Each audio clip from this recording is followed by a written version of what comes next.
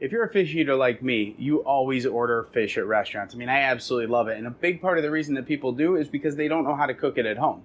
Now, if you're at a point where your fish is always sticking in a pan or it just doesn't come out that great, in this video, I'm going to show you the easiest way to make a restaurant quality, perfect piece of seared fish. And if you want something that's going to look like this every time while you're at home, you're going to want to watch this video. Now, if we're meeting for the first time, my name is Michael Ponzio, and all I do is make videos about cooking for you. Are you a fish eater?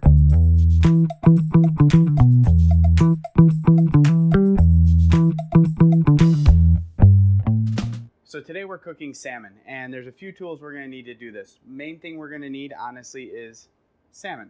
And when you're looking at salmon, you want to find one that has a nice, beautiful, smooth flesh. You don't want it to be smelly or slimy.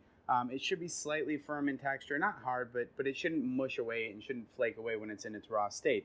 The next thing we're going to need is olive oil, a good pan, some butter, preferably room temperature, salt, and a spoon. Oh, and we're going to need an oven because this is going to go in the oven too. So the biggest thing I could tell you about cooking fish in general is often people take it when it's still wet and throw it right in a pan. And yes, I mean wet, it's fish, it's going to be wet.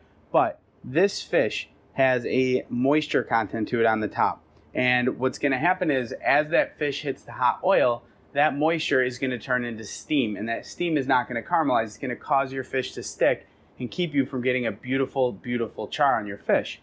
So what we're going to do is take just a paper towel. And all you need is just a standard paper towel. And I'm going to lightly pat it on the fish. And what you're going to see here, as I unfold this, you can see all this water coming out, right? All this moisture. What this is going to do by doing this, and I peel it away, it's going to dry it out. And look at how much we're taking off the fish. This is all stuff that's going to get in the way of your fish getting a great color and also get in the way of you having just a perfect, easy cook on your fish. However you want to season it, that's up to you. If you like doing a blackened fish or some sort of a different seasoning. Me, I like just plain salt because I love fish. And I want to taste the different layers of the fish. I want to taste the different elements it has. So if I'm cooking a cod, I want just salt because I want that sweetness. If I'm doing a sea bass, I want that butteriness to come through. If I'm doing a salmon, I want that oiliness and that fattiness from the salmon to really, really hit. So I'm going to take my salt and just lightly season the top of the fish. And you see, you want to do it from higher up. You want just a gentle snowfall to blanket over the fish. Because this is a thicker piece of fish, I'd be a touch more aggressive. If this was a little bit thinner of a piece, I'd use less salt, but more spread out. Now we're gonna go over to the pan and I'm gonna show you what we do next. So first thing we wanna do is preheat our pan. We're gonna give these metals a chance to expand and open up. We're gonna add a touch of the oil to the pan. You just want enough to give a nice, healthy coating. And then once our pan's heated up, you'll be able to tell because the oil gets a little bit looser. It starts to move a little more fluid, but you don't want it at a smoking point. I'm going to take the fish, and you can test it just by dipping the fish in. If it sizzles, it's ready to roll. If it doesn't, you want to give it another minute. So I'm going to take my fish and put it right down in the pan. Now keep in mind I'm on a medium-high heat here. Now what I'm looking for is an aggressive but gentle bubbling around the salmon from the oil. So what that means is that the water is cooking out. It's becoming steam and it's cooking out. But it's also going to start getting a little bit of caramelization around the sides. If I try to just go ahead and move this salmon right now, it's going to stick, it's going to tear. I am not going to have a good piece of fish. Now you'll see what's happening as it starts to get a little bit of color on the sides here. Little, very light golden brown. So at this point, we're going to add our butter. I'm just going to add a tablespoon of butter right to the pan. I'm just looking to cook that initial moisture out of the butter, but what I'm going to do next is going to absolutely blow your mind. So I'm going to take this whole pan just like this and put it right in the oven.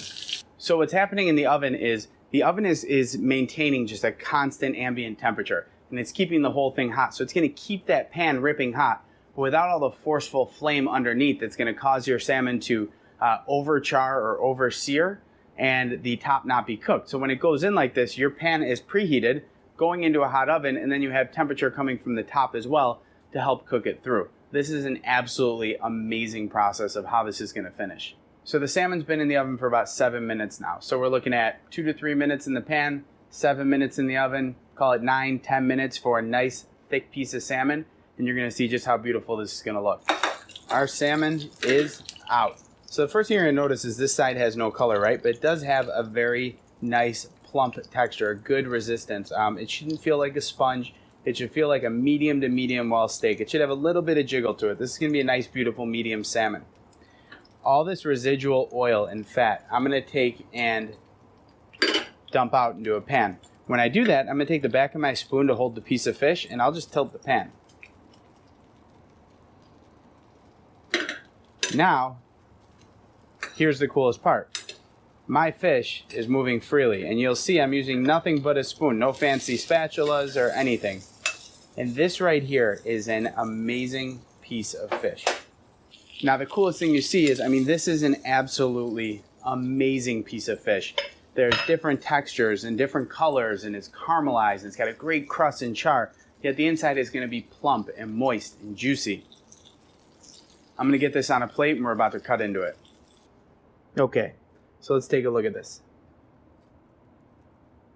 Oh my goodness. You can see how absolutely moist it is inside. And it just kind of flakes apart. It's perfectly cooked. It's at a great medium temperature.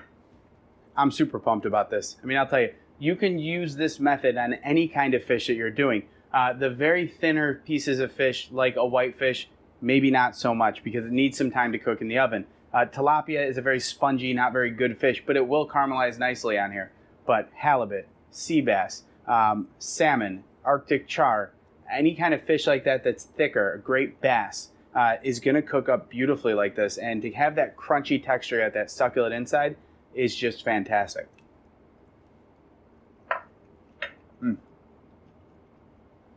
I love it. I absolutely love it. So I'll put all the steps down in the timeline below. I'll link up any tools I was using in this video down below as well, so you can get them right from Amazon.